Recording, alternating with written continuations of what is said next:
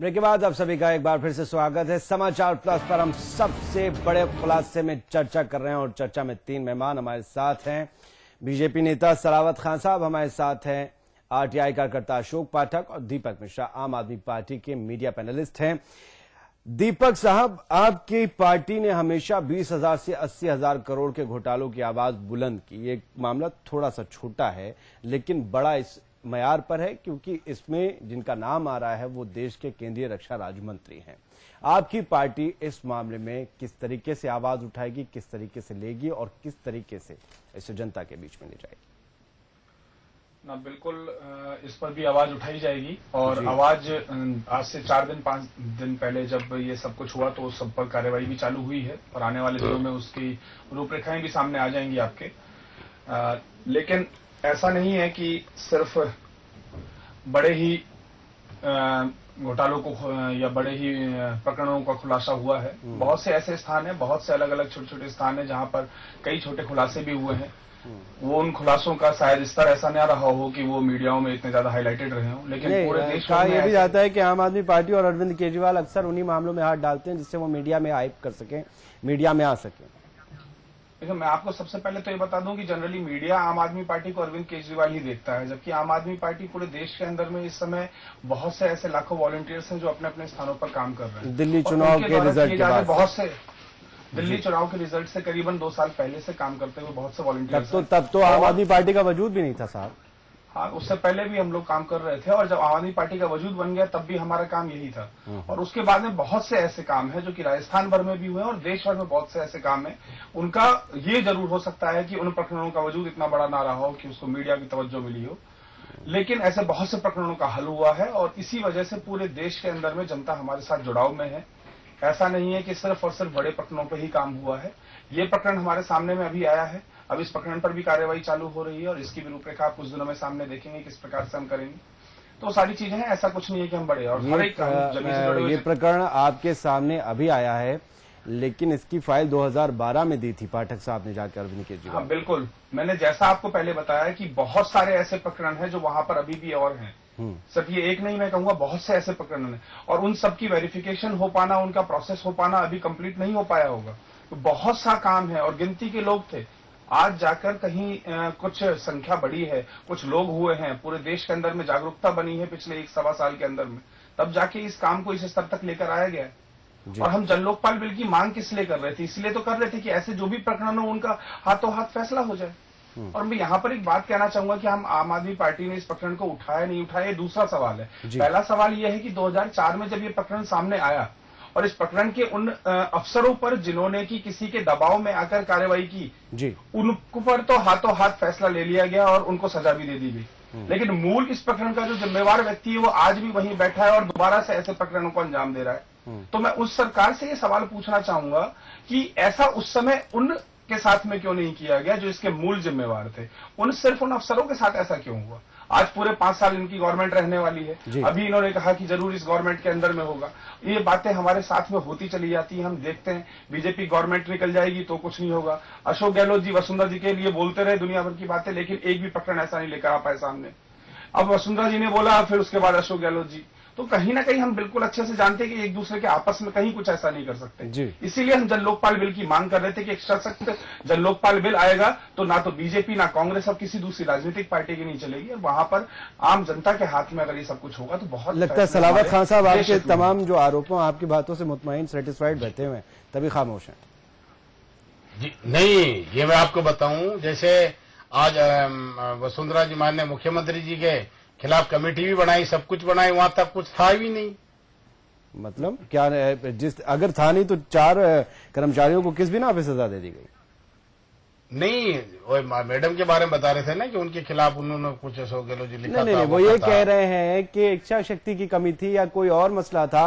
जिसने चोरी करवाई उसको तो सजा नहीं मिली, जिसने चोरी में मदद की उसको सजा दे दी गई। नहीं, उसमें जो जांच प्रकरण वगैरह में टाइम जरूर लगा होगा, मगर न्याय होगा, अन्याय नहीं होगा। ये जांच कैसी तरह समझाइएगा कि 4 लोगों के खिलाफ हो गई और 1 के खिलाफ नहीं हुई? भाई उन्होंने तो ऑन रिकॉर्ड मामला तो एक ही था, साइन वगैरह किए, ऐसा किया वो किया, तो उसमें थोड़ा सिस्टम से टाइम तो लग ही जाता है ना, आप जानते जुडिशरी वगैरह सब में। ये सिस्टम की बड़ी लाचारी है सलावत साहब। अब वापिस जैसे कांग्रेस सरकार आ गई बीच में, अब वापिस हमारी सरकार आई तो 5 साल बाद, मामला 2004 का है, 2009 में हाँ, अब वापिस इसमें अब वापिस जांच होगी, सही होगी, और जो अपराधी होगा उसको दंड मिलेगा जरूर। दीपक साहब आप क्या कहना है? जी बोले। देखिए, एक ही बात हम कई बार कह चुके हैं, ये भी कई बार कह चुके हैं, और हम जानते हैं बहुत अच्छे से, और पूरी जनता जानती है कि ऐसा कुछ नहीं हो सकता।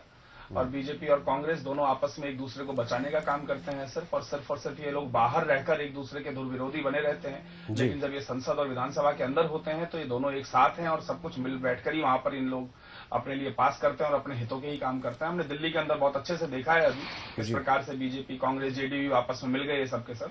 तो ये बहुत अच्छे से क्लियर हो चुका है अभी कि ये दोनों वही बात है, आपकी तरह की ये एक ही थाली के चट्टे बट्टे वाली बातें हैं। नहीं, मैंने वो आपके शब्दों का वो करा था, वो एक मुहावरा है। बिल्कुल जी, हाँ बिल्कुल सही कह रहे हैं, और बिल्कुल ऐसी ही स्थिति है इन दोनों के साथ में। आज जो सिस्टम है वो ये दोनों है, और इन दोनों के द्वारा इस सिस्टम को रचा गया है जिसमें दोनों एक दूसरे को बचाते हैं। तो आपको क्या लगता है जिस कार्रवाई की बात कर रहे हैं वो लोकसभा चुनाव की घोषणा होते ही तैयारियों में लोकसभा की तय जाएगी, वो सारी जिस जांच की बात कर रहे हैं? बिल्कुल कुछ नहीं होगा। फिर दोबारा से कुछ कर्मचारियों को हो सकता है, कुछ निर्दोष को, और हो सकता है कुछ दोषियों को इसके अंदर में सजा मिल जाए। मूल जिम्मेवार को कोई सजा इसमें मिलने वाली नहीं है फिलहाल वर्तमान स्थिति के अंदर में।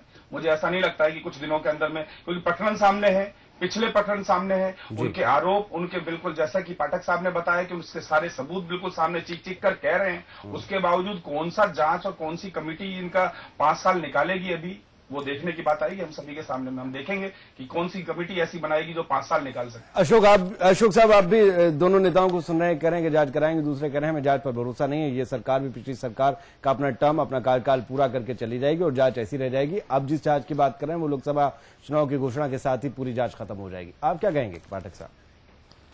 मैं ये कह सकता हूं, मेरा जो वर्तमान तजुर्बा है, पिछली सरकार का देखा, वर्तमान में मैं देख रहा हूं। एक स्टेच्यू सर्किल का प्रकरण था, 26 बीघा जमीन अशोक गहलोत जी ने जो गड़बड़ झाला किया था, उस प्रकरण में वर्तमान सरकार ने कार्रवाई शुरू की है और जेडीए ने वहां पर निर्माण पर रोक लगाई और वो कार्रवाई प्रोसीडिंग में है जी। तो कुछ लगता है कि सरकार कार्रवाई कर रही है, लेकिन भंवर जीतन सिंह के प्रकरण की तरफ सरकार का ध्यान जाए, गंभीरता से ध्यान जाए और वो इनके खिलाफ एक्शन ले। तो अलवर क्षेत्र में, अलवर के जिले में जो ये सारी जनता वहां पीड़ित है, मैं आपको निवेदन करना चाहता हूं, एक जुगल किशोर गुप्ता महाजन है, बहुत जल्दी से आप करें, प्रोग्राम का वक्त हो गया। हाँ, बहुत शॉर्ट में कहना चाहूंगा, जुगल किशोर गुप्ता जिनको 6 बिस्वा जमीन भंवर जीतन सिंह की तरह उनके नाम भी की गई थी जी। उस प्रकरण में तत्काल उनके खिलाफ FIR दर्ज हुई, कलेक्टर के निर्देश पर वो जमीन भी वापस ले ली गई और उनको भी जेल जाना पड़ा जी। तो एक आम आदमी को, छोटे व्यक्ति के खिलाफ ये चलिए, आम आदमी अगर कब्जा करे, आम आदमी गलत करे तो उसको सजा मिल जाती है, लेकिन रसूखदार, भारी भरकम नाम, और अगर केंद्रीय राज्य मंत्री हो तो अगर वो कोई गलती करते हैं, वो कब्जा करते हैं तो उनके खिलाफ कार्रवाई नहीं होती। ये सवालिया निशान है कि आखिरकार कार्रवाई क्यों नहीं होती। सरकार चाहे मेरी हो, चाहे तेरी हो, चाहे बीजेपी की हो, चाहे कांग्रेस की हो, फंस जाते हैं वो लोग जो मदद करते हैं, लेकिन जो मदद लेता है, जो सारे काम को अंजाम देता है, वो आखिरकार क्यों पाक साफ बना रहता है, क्यों हर सजा से दूर बना रहता है। ये सवालिया निशान है। इस सवालिया निशान को वक्त हटाएगा। देखेंगे कि वसुंधरा सरकार क्या करती है, देखेंगे कि भंवर जितेंद्र सिंह का फैसला, उनके बारे में फैसला अब क्या होता है। फिलहाल आप सभी मेहमान हमारे साथ जुड़े, बहुत बहुत शुक्रिया आप सभी का। समाचार प्लस पर खबरों का सिलसिला लगातार जारी।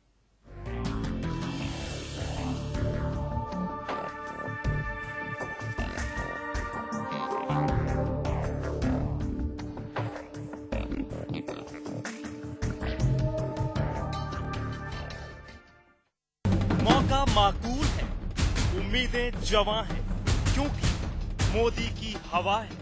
देखिए रात 8 बजे सिर्फ समाचार प्लस पर।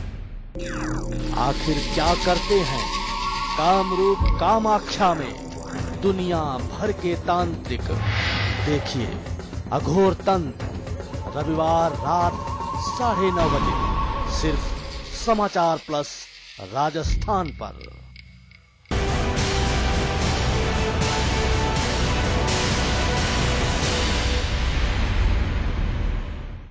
क्या होती है बुरी नजर? क्या सच में होता है जादू टोने का असर? क्या है झाड़ फूक की माया? क्या सच में होता है भूत प्रेत और जिन का साया? देखिए पंडित दिवाकर शर्मा के साथ क्या होता है किया कराया। रविवार सुबह 8:30 बजे और दोपहर 12 बजे सिर्फ समाचार प्लस पर। एक आशिक की प्रेम प्रतिज्ञा। देखिए एनकाउंटर में प्रवीण साहनी के साथ रात 9:30 बजे सिर्फ समाचार प्लस पर। यार अखबार पढ़ने से अच्छा है कि आधे घंटे टीवी देखें। कौन 12 पन्नों का अखबार पढ़े, और ऐसे भी अखबारों में विज्ञापन ज्यादा और खबरें कम चलती। तुम नहीं समझोगे ना, चाय की चुस्की, अखबारों का आनंद। मगर रमेश तुम सही कह रहे हो, अखबार पढ़ने से अच्छा है कि हम आधे घंटे समाचार प्लस न्यूज चैनल ही देख लें। ऐसा क्या है समाचार प्लस में? लगता है सुपर फास्ट के बारे में इन्होंने नहीं सुना है।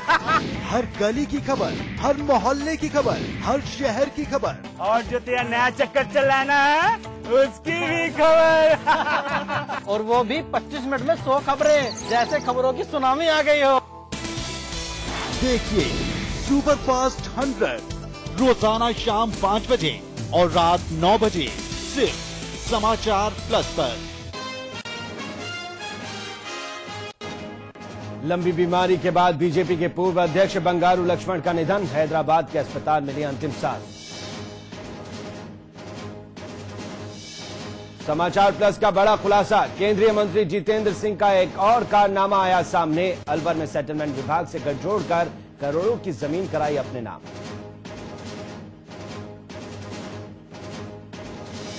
बीजेपी में शामिल हुए पूर्व आर्मी चीफ वीके सिंह राजनाथ सिंह की मौजूदगी में ग्रहण की पार्टी की सदस्यता। राजस्थान की झुंझुनू सीट से लड़ सकते हैं लोकसभा चुनाव।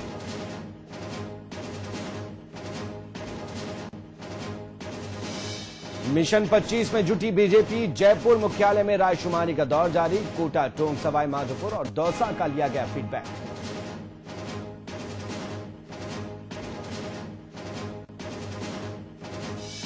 चुनावी साल में सरकार ने दी कर्मचारियों को सौगात। 90% से बढ़कर 100% हुआ डीए। लाखों सरकारी कर्मचारियों का हुआ फायदा।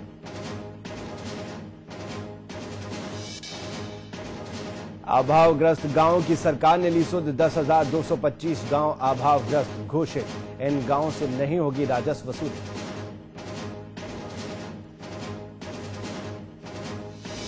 केशोरायपाटन में मुआवजे की मांग कर रहे किसानों पर लाठीचार्ज। किसानों के पथराव में कई पुलिसकर्मी हुए घायल। मेगा हाईवे पर लगा लंबा जाम।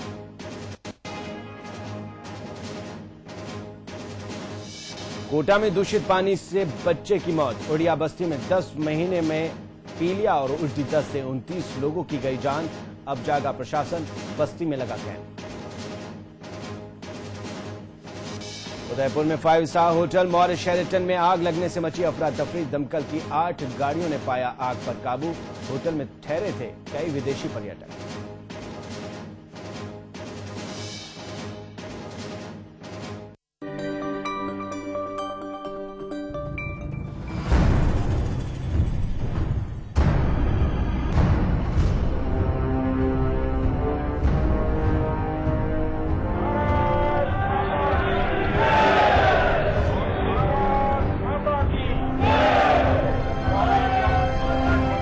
गुजरात के मुख्यमंत्री नरेंद्र मोदी और बीजेपी के पीएम पद के दावेदार।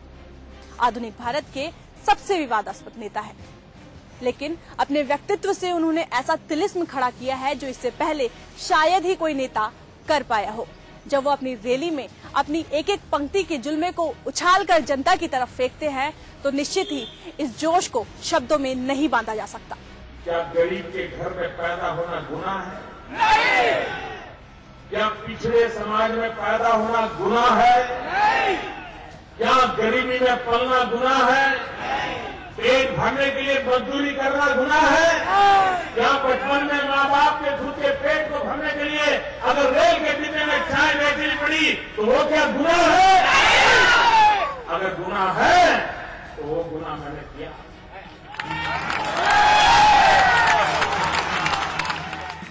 देश की राजनीति करवट ले रही है। एक अलग किस्म का जोश देखने को मिल रहा है आज की राजनीति में। शायद ये सब बदले हुए अंदाज का नजारा है और इस नए नजारे का क्रेडिट बहुत हद तक गुजरात के मुख्यमंत्री और बीजेपी के प्रधानमंत्री पद के उम्मीदवार नरेंद्र मोदी को जाता है। नरेंद्र मोदी की सभाओं में जुटने वाली भीड़ इससे पहले कभी नहीं देखी गई। उनको सुनने वालों के जुनून का अंदाजा इसी बात से लग जाता है कि उनको सुनने के लिए लोग टिकट भी खरीदते हैं। आज युवाओं में मोदी का क्रेज सबसे ज्यादा है।